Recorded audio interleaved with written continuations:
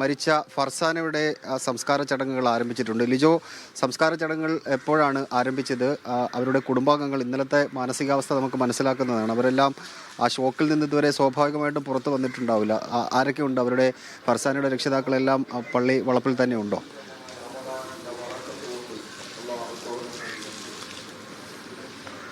സൈഫെ 4 മണിയോട് കൂടെയാണ് ഈ ഫർസാനയുടെ മൃതദേഹം ചിറയൻകീഴ് കാട്ടുമുറയ്ക്കൽ പള്ളിയിലേക്ക് എത്തിച്ചത്. ഇപ്പോൾ ഖബർ നമസ്കാരം, അതായത് മയ്യത്ത് നമസ്കാരം നടന്നുകൊണ്ടിരിക്കുകയാണ്.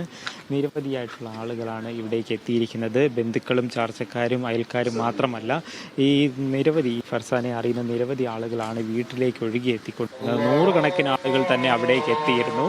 അതിനുശേഷം ഇപ്പോൾ ഈ പള്ളിയിലേക്ക് എത്തിച്ചിരിക്കുന്നു. വീട്ടുകാരുടെ ഒരു മാനസികാവസ്ഥ എന്ന് പറയുന്നത് ഇന്നലെ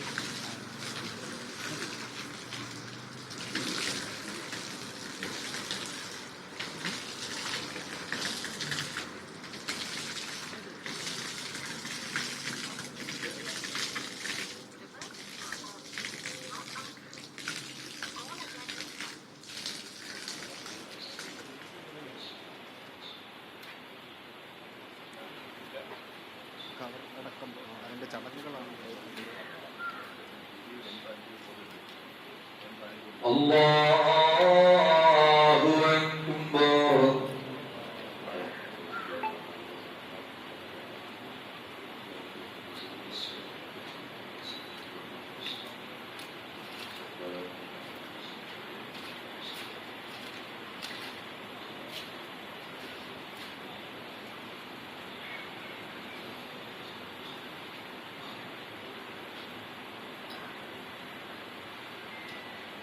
Allahu Akbar.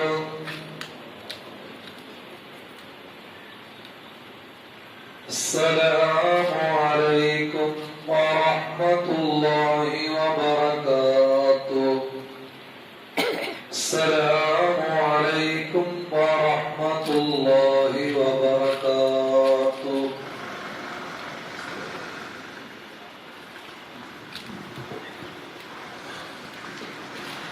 അങ്ങനെ ഫർസാനയുടെ സംസ്കാര ചടങ്ങുകൾ ഖബർ അടക്കം നടക്കുകയാണ്. ഇന്നലെ വൈകുന്നേരം ആണ് ഫർസാനെ ഏറ്റവും അവസാനമായി നാട്ടുകാർ കാണുന്നത്. അതിനുശേഷം പിന്നീട് ഇപ്പോൾ പോസ്റ്റ്മോർട്ടം കഴിഞ്ഞ് മൃതദേഹമായിട്ടാണ് ആ പെൺകുട്ടിയെ കാണുന്നത്. ഇന്നലെ ട്യൂഷന് പോകുന്നു എന്ന് പറഞ്ഞ് വീട്ടിലേക്ക് നിന്ന് ഇറങ്ങിയ പെൺകുട്ടിയാണ്. വീട്ടുകാരുടെ മാനസികാവസ്ഥ നമുക്ക് പറയാതെ തന്നെ സ്വാഭാവികമായിട്ട് ജനങ്ങൾക്ക് മനസ്സിലാകും. അത് പറഞ്ഞറിയിക്കാൻ കഴിയില്ല. അവർ ആ ഷോക്കിൽ നിന്നൊക്കെ ഇപ്പോൾ ഏത് കാലത്ത് പുറത്തു വരും എന്നുള്ളതൊക്കെ പ്രധാനപ്പെട്ട മറ്റൊരു ചോദ്യമാണ്.